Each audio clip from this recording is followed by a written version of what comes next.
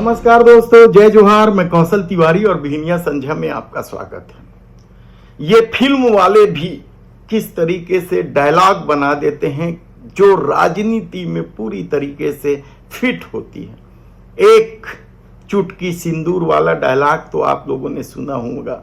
वह इन दिनों राजनीति में एक अदद कुर्सी की कीमत तुम क्या जानो बापू, इस तरह के चर्चा के साथ सामने है। तो देख रहे हो विनोद, जिन लोगों ने पूरे चुनाव अभियान के दौरान केवल हिंदू मुस्लिम किया, जिस तरीके से मंगलसूत्र, मांस, मछली पर ही केंद्रित कर दिया था चुनाव को, वह एक अदद कुर्सी पाने के लिए क्या कुछ नहीं कर रहे हैं। तो क्या अब देश के प्रधानमंत्री नरेंद्र मोदी जिस मुस्लिम आरक्षण को लेकर सवाल उठाते थे, देश के गृह मंत्री भी कहते थे कि पिछड़ों, दलित, आदिवासियों का आरक्षण कम करके मुसलमानों को देने की कोशिश इंडी गठबंधन कर रही हो। पूरे अभियान के दौरान इंडी गठबंधन ही कहते थे। इस पर हम विस्तार से चर्चा करेंगे कि किस तरीके से इंडिया गठबंधन को इंडी गठबंधन का नाम दिया जाता था और इस पूरे अभियान में लगातार ध्रुवीकरण की कोशिश होते रही, लेकिन जब अपने दम पर सरकार नहीं बनी, अयोध्या, नासिक, रामटेक सहित तमाम धार्मिक क्षेत्रों में बुरी तरीके से भारतीय जनता पार्टी पराजित हुई, तब उन्हें उन साथियों की जरूरत आन पड़ी है या उन साथियों की बातें मानने की मजबूरी आ गई जो साथी लगातार मुसलमानों के हित में फैसले लेते हैं। लगातार देश के प्रधानमंत्री नरेंद्र मोदी और अमित शाह पूरे चुनाव अभियान के दौरान जिस तरीके से हिंदू ध्रुवीकरण का खेल खेल रहे थे, क्या अब वे उस टोपी को पहनने आतुर हो गए हैं सिर्फ एक अदद कुर्सी के लिए? कल्पना कीजिए उन भक्तों का जो लगातार व्हाट्सएप, यूनिवर्सिटी और सोशल मीडिया में विश्वमन कर रहे थे, वे क्या अब चेहरे दिखा पाएंगे?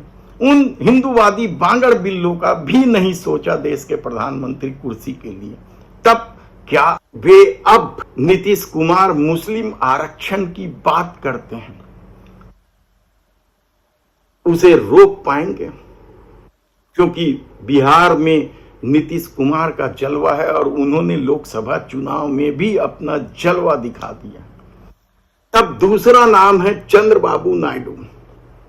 चंद्रबाबू नायडू आंध्र प्रदेश में भारी भरकम जीत के साथ सामने आए और इसके जीत की वजह उनका वह घोषणा पत्र है जो पूरी तरीके से मुस्लिमों पर आधारित है, कहा जाए तो गलत नहीं होगा। और अब देखना है कि जब चंद्रबाबू नायडू अपनी घोषणा पत्र को अमल में लाएंगे, तब क्या देश के प्रधानमंत्री नरेंद्र मोदी और अमित शाह या पूरी भाजपा या हिंदूवादी पांगड़ बिल्ले उतने ही शिद्दत से उसका विरोध कर पाएंगे?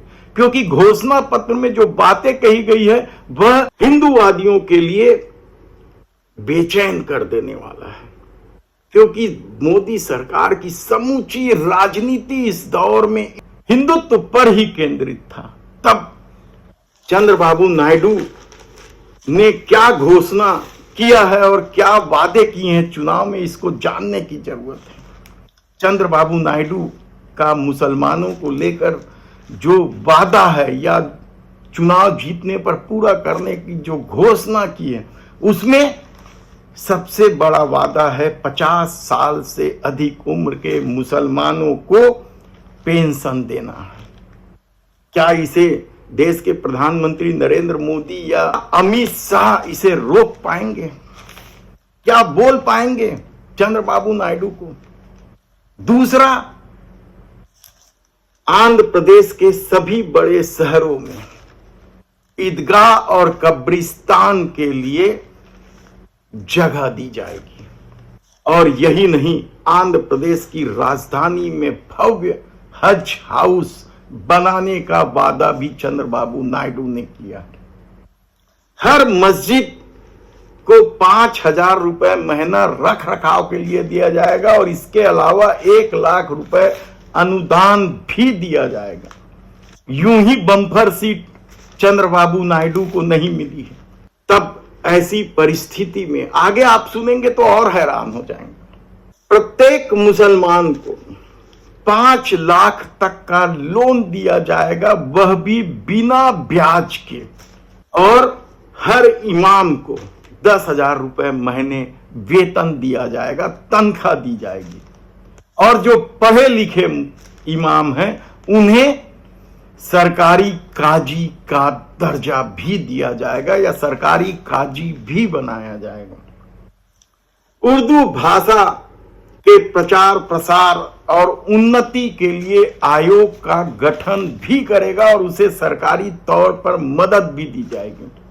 मुसलमानों को 4% आरक्षण दिया जाएगा। इसी बात को लेकर तो देश के प्रधानमंत्री नरेंद्र मोदी और अमित शाह लगातार हर जगह जा जाके बोल रहे थे कि दलित, पिछड़े, आदिवासियों का आरक्षण में कटौती की जा रही है, उसे हम रोकेंगे।